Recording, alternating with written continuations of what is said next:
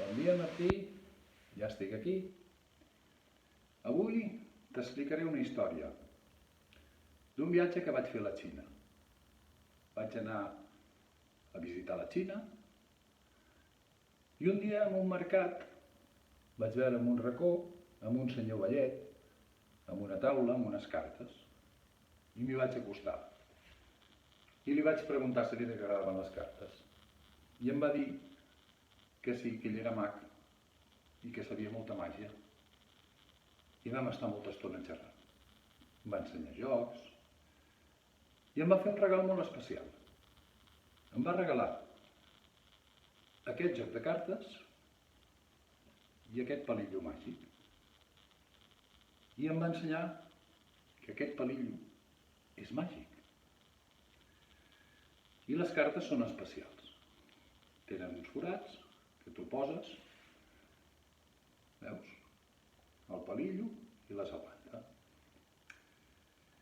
I aquest palillo té un ull aquí que ho veu tot i endevina les cartes. Llavors ara el guardarem aquí perquè ell no hi vegi, el posarem aquí, si ell ja no hi veu.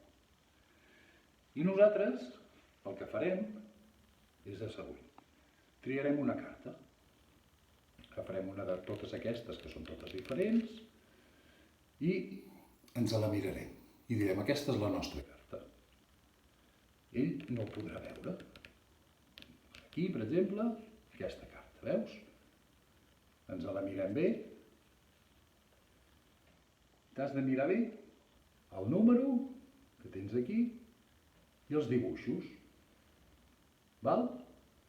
Ho veus bé? En recordem-se'n bé, Sobretot, Mira, la torno a ensenyar. La veus? Molt bé. I ara la posem per aquí dins, a qualsevol lloc.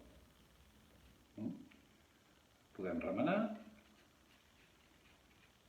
i que estigui ben amagada perquè no ens la trobi.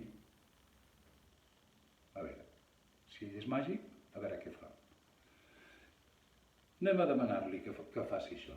A veure, palillo, agafa'ns, a veure si pots saber quina carta hem triat.